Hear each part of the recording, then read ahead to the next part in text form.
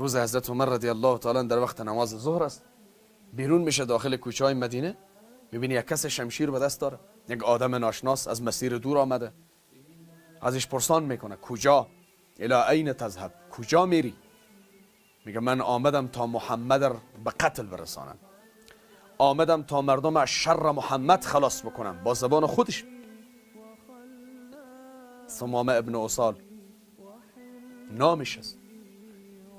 عمر رضی الله تعالی عنه می توانست که در اونجا شمشیر از دستش بگیره گردنش بزنه،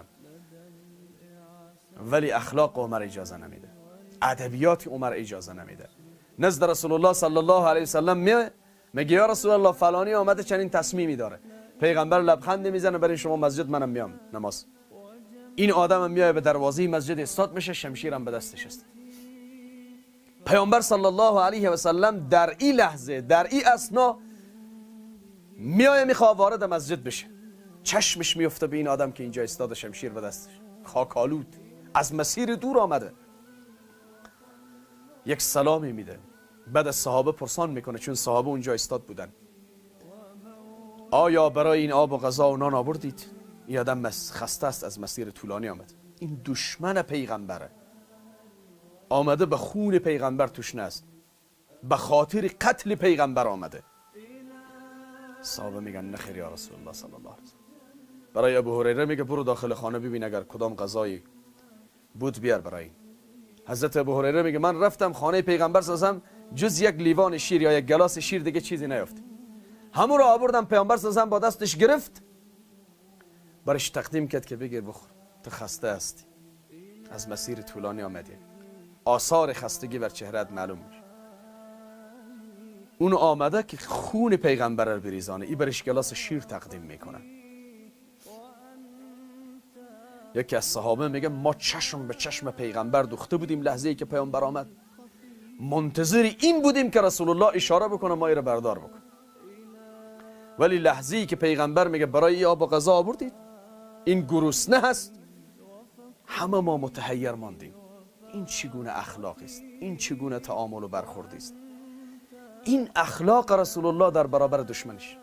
وقتی که شیر می نوشه میگه مسلمانشو، میگه نخیر، قبول نمیکنم اسلام، کدام ظلم اجباری نیست.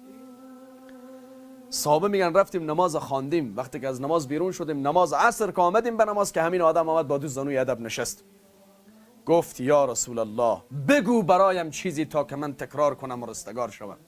پیامبر صلی الله علیه و آله میگه قل لا اله الا الله محمد رسول الله تفلح، رستگار میشی.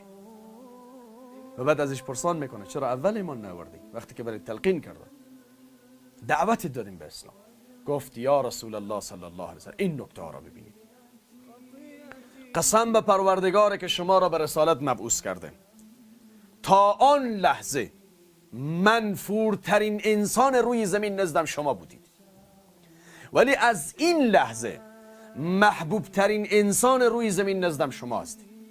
اگر بگید سر بدم، حاضرم سر جانم را تقدیم بکنم به خاطر دفاع شما. ولی اگر او لحظه من ایمان می آوردم، این صحابه، این دوستان، این یاران فکر میکردن که من از ترس اینها ایمان آوردم، ولی به خاطری که ایمانم خالص به خاطر رضای الله باشه، به خاطر خدا باشه، من حالا به اختیار خود بدون اکراه، بدون اجبار، بدون ظلم اسلام قبول میکنم. این تعامل و اخلاق پیغمبر در برابر دشمنانش است.